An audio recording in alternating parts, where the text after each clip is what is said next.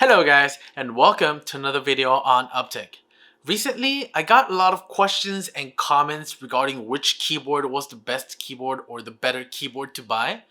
And today, I have a good keyboard under $50. So, let's go.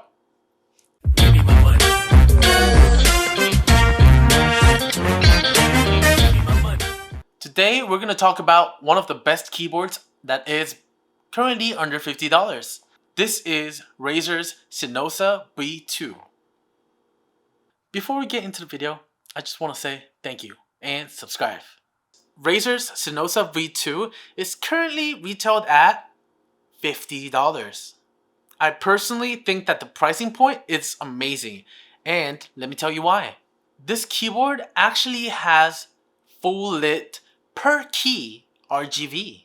Of course, this is a $50 product, so basically it has its drawbacks. But before we get into all the minor bad sides and good sides, let's actually talk about the product. The design of the box is very simple. It has that green-black layout just as any other Razer product. It's simple, it's nice. You get some basic information regarding the product on the back, on the sides, and on the front. If you see right there, it says that it was one of the #1 selling products, but we'll see about that. Let's actually get into the box now. I think I mentioned this on the last video regarding one of the Razer's mouse, but Razer does a good thing with this tape. The tape is very easy to detach. When you open up the bag, you'll see just a simple plastic wrapping on the keyboard. And you get the whole box. Underneath the keyboard's wrapping, you have your beautiful instruction guides. Should I actually read it? Oh! There is actually 4 tiny stickers from Razer. Razer, Razer Chroma, Razer logo, and then for gamers. Bye bye box. Let's get rid of the plastic wrap, yeah?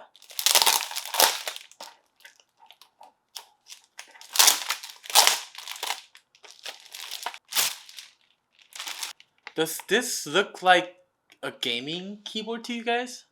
The design is very simple. This is actually a thick keyboard. I'm used to having the low profile keyboards, so this may seem a bit bulky.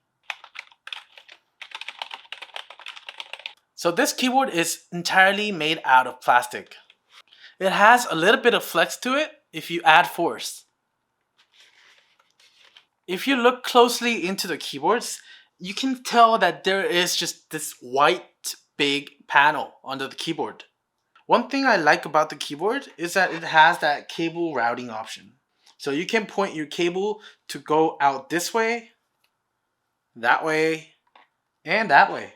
The keyboard is connectable only via this USB. The USB cable is made out of rubber, and I do not like that. But then after all, this is a $50 product. It will stay bent for a while.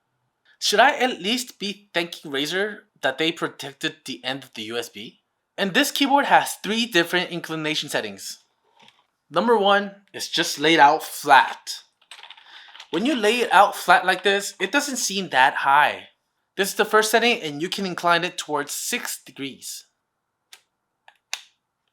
I would have to say that this is the normal inclination level you get with a very traditional membrane keyboard. And lastly, you can incline this up to 9 degrees. This is actually pretty tall. It seems a bit uncomfortable. Straight out of the box, this product didn't give me that gaming vibe. But I was actually surprised that these keyboards at $50, they have media hotkeys. Okay, so if this is actually a gaming keyboard, you may wonder what kind of switches does it use. Razer likes to call this the gaming grade keys, but it's actually a rubber dome, or some of you may know it as a membrane keyboard. Plus they have the ABS keycaps.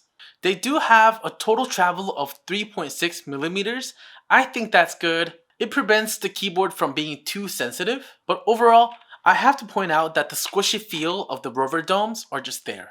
I was pretty surprised that this keyboard is able to execute up to 10 commands at the same time. It even has built-in key rollover with anti-ghosting. And in addition, this keyboard has fully programmable macro keys. Let's not forget my favorite part, the per key RGB. That's right, you heard it, per key RGB in $50. But for all of you Apple fans, I'm sorry to tell you that like any other Razer product, this keyboard is fully compatible with Windows. The software is just not ready for Apple. So this keyboard is fully customizable through Razer Synapse, like the macros and the RGBs. It may be a bit difficult to use if that's your first time, but there are a lot of functions and presets you can customize or just use. So take a look around Razer Synapse when you have the time. Let's talk about the downsides. These membrane keys are good, but then they're not the best for gaming. Because of the reverse mushy kind of touch, I guess, it's not that good when you game. And you may not have noticed, but then there is tiny inclination on the lower part of the keyboard, and there is a small Razer logo in the center.